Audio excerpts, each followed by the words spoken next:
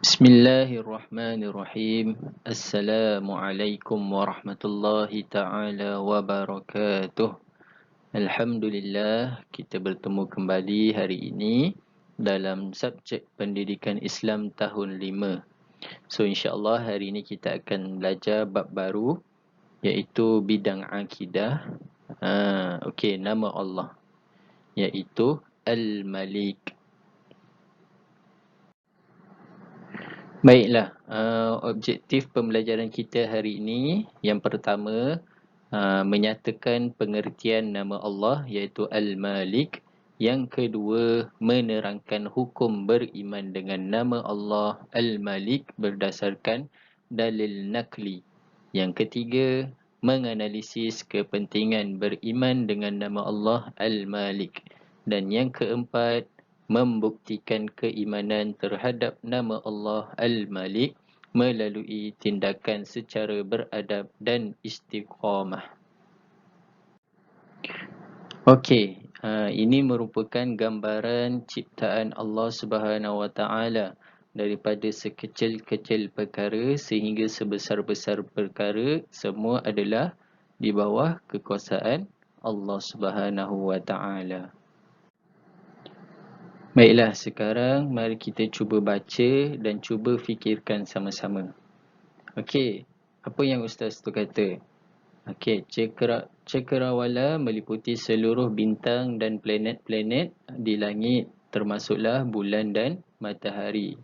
Planet bumi berputar dan beredar mengelilingi matahari, manakala bulan pula bergerak mengelilingi bumi. Subhanallah, hebat. Okey, maksudnya di sini kalau kita fikirkan secara logik akal, boleh tak sesuatu benda tu terapung tanpa ada talinya? Secara logik akal mesti tak boleh kan? Sesuatu benda mesti digantungkan dengan tali ataupun sesuatu lah. Tetapi dengan kehebatan Allah Subhanahu Wa Taala, cakrawala ni boleh bergerak mengelilingi matahari ni tanpa digantung menggunakan tali ataupun sesuatu. Itulah kehebatan Allah Subhanahu Wa Taala.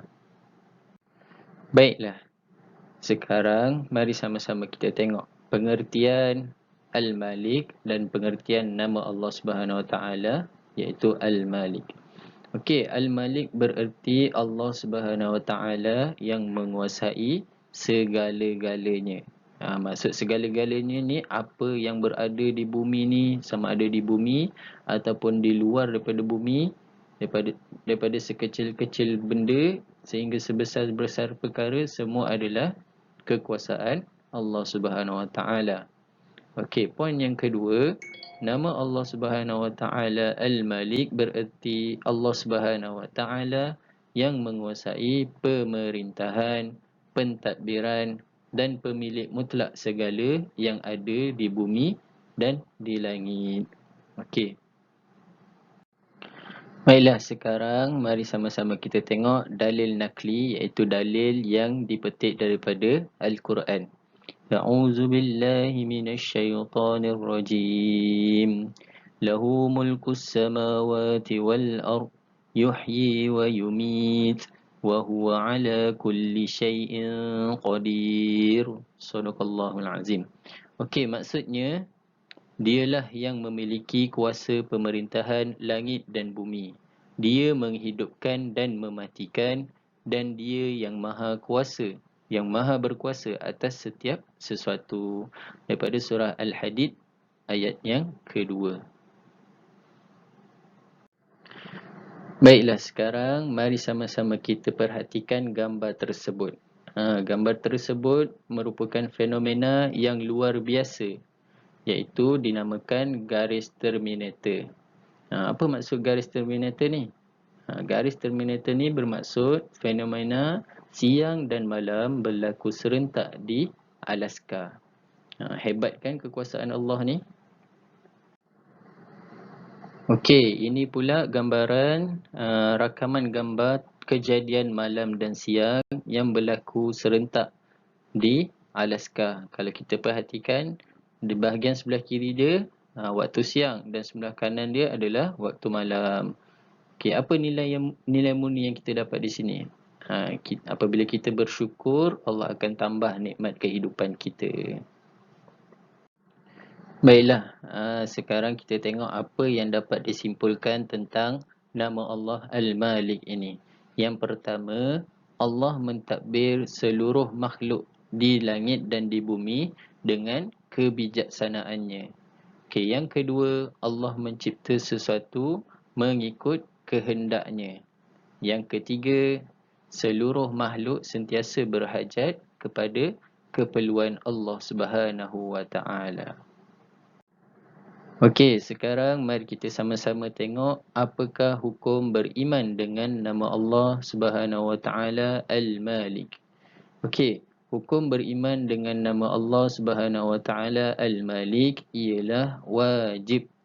Maksudnya wajib kepada semua umat Islam beriman dengan nama Allah Subhanahu wa taala Al-Malik, yang bermaksud Allah lah yang menguasai segala-galanya. Okey, sekarang mari sama-sama kita baca dalil beriman dengan nama Allah Subhanahu wa taala Al-Malik. A'udzu billahi minasy syaithanir rajim. Fata'ala Allahul Malikul Haqq.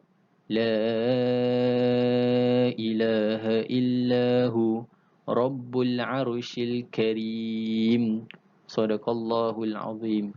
Okey, maksudnya di sini, maka dengan yang demikian, maha tinggilah Allah yang menguasai seluruh alam.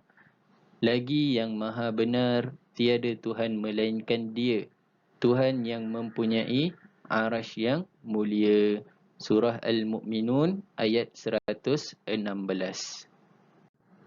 Baiklah, sekarang mari kita sama-sama hayati kepentingan beriman dengan nama Allah Subhanahu wa taala Al-Malik. Okey, yang pertama, menyedarkan kita bahawa kita hanyalah makhluk Allah Subhanahu wa taala yang sangat lemah, sentiasa mengharapkan pertolongan Allah. Okey, maksudnya di sini kita sentiasa perlu tekun beribadah dan berdoa sebagai tanda beriman dengan nama Allah Al-Malik. Okey, yang kedua, kita perlulah sedar walaupun mempunyai kekayaan dan kecerdikan, tetapi Allah Subhanahu wa taala jugalah yang maha kaya dan maha bijaksana. Okey, apa yang kita perlu buat? Kita perlu berusaha menjadi manusia yang bersyukur dan meninggalkan sifat sombong. Baiklah, yang ketiga, menjadikan kita sentiasa menghargai alam yang dikurniakan Allah Subhanahu wa taala kepada kita. Okey, apa yang kita perlu buat?